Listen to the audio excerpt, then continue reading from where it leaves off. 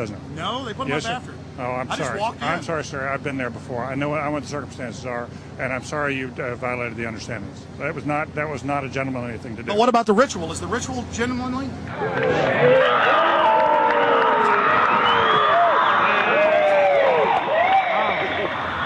Sir, everything I don't owe you this comment. I know. I appreciate it. This is what's called ambush journalism, and I disrespect you for that as well. So thank you ever and goodbye. been in the ritual? It's none of your damn business. Oh. That's right. Listen. You go around and make understandings with people and violate them. You ambush people on the streets, and that's inappropriate form of journalism. If you wish to practice that, that's fine, but don't ask others to respect you for it. If you want to, you can do. You're a free American, like anything you want. If you want to be uncivil and rude and ungentlemanly, that's up to you. But don't expect the rest of us to say, "Oh, well, you're there, Mr. Gergen." I'm sorry, nobody sets policy in there. We try to be gentlemen, and obviously, you don't belong there. Weaving spiders come out here. Yeah, that is a three-pointer. Woo! Look how strangely he behaved when we brought it up. Why is he acting so secretive? And why did he get so angry when he discovered that we'd snuck in? You see, they take it very, very seriously. This is one of the hallmarks of the occult and secret societies. The word occult means secret. Secrecy is part of their religion. They revel in it. And when it's violated, they become extremely angry. How widespread is the occult? The answer is extremely widespread. Occultism in our society, and particularly in our government, at the highest levels of corporate America, is rampant. It is a well-publicized fact that the Reagans had every aspect of their lives governed by their astrologer. Imagine having your life controlled down to the exact minute that you give a speech by astrology, an ancient occult system that believed that the earth was the center of the universe.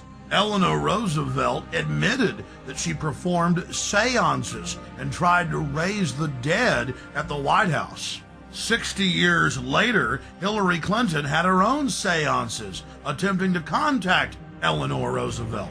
Prime Minister Tony Blair and his wife practice the occult every morning. Tony Blair draws a circle and then conjures the spirit that he calls the light. He channels it and makes decisions according to what the spirit tells him. The Blairs' admitted occult activities are legion, and so was Adolf Hitler's well-known obsession with dark mysticism. Adolf Hitler belonged to the pre-Nazi death cult, the Thule Society, as well as the Thule Society.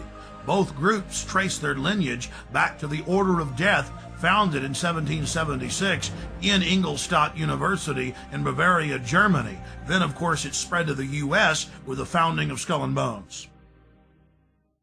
You were both in Skull and Bones, the secret society. It's so secret we can't talk about it. What does that mean for America? The conspiracy theorists are going to go wild. I'm sure they are. I don't know. I haven't seen the web. Number 322? First of all, he's not the nominee. And, look, I look for... Are you prepared to lose? No, I'm not going to lose. You both were members of Skull and Bones, a secret society at Yale. What does that tell us? Not much, because it's a secret. Is there a secret handshake? Is there a secret code? I wish there were something secret I could manifest. 322, a secret number? There are all kinds of secrets, Tim, but one thing is not a secret. I disagree with this president's direction. Aleister Crowley, who dubbed himself the Beast and the most evil man alive, was a fellow traveler with some of the most powerful people in British society, including prominent royals. The Church of Satan, the Temple of Set, the OTO, the Golden Dawn, Skull and Bones, Bohemian Grove, the Blue Lodge, the Scottish Rite, the 33rd Degree.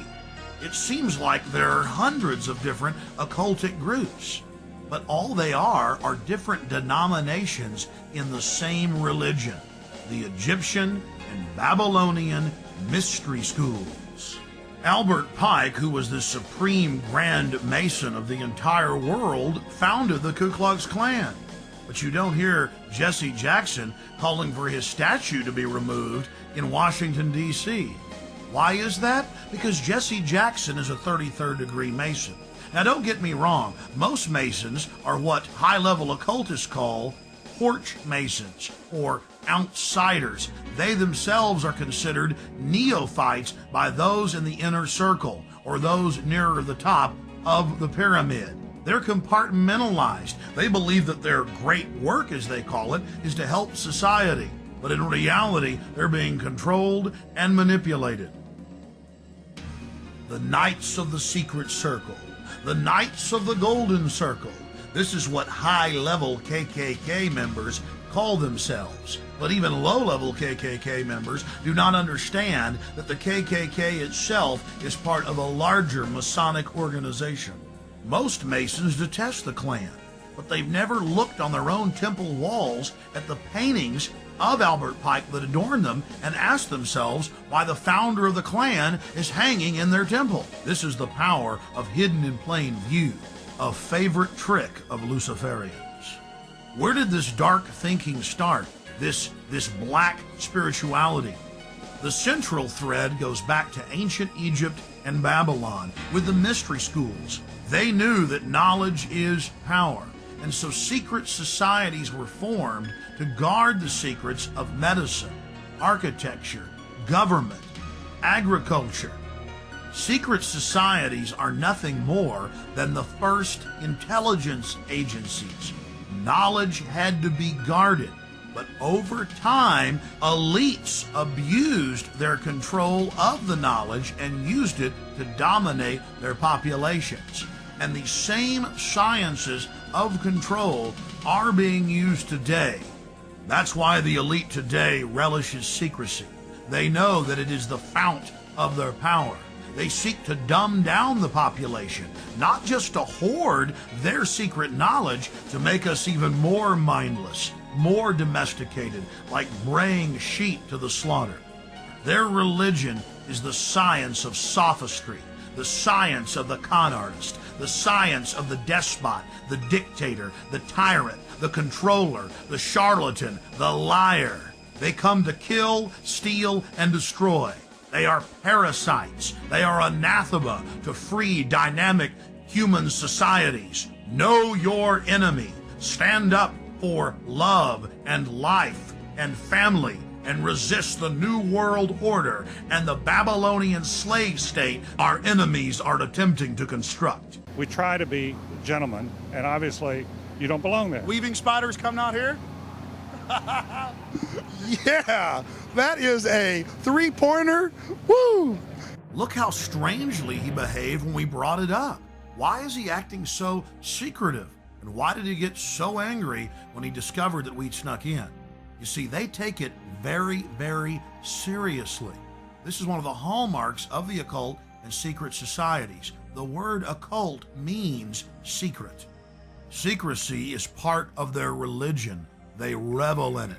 And when it's violated, they become extremely angry.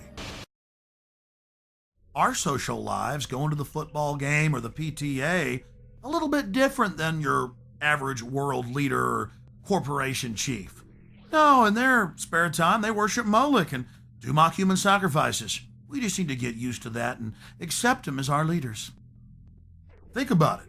If your neighbor was engaging in mock human sacrifices to Moloch, the demon idol that was worshipped all over the Mediterranean and the Middle East, would you let that neighbor walk your dog or house sit, or how about babysit your children, or be in control of the nuclear launch codes? Well, let me give you a revelation. They are in control of the national deficit, of Congress, of your bank account, of your local police department, and they see you as cattle, as their slaves.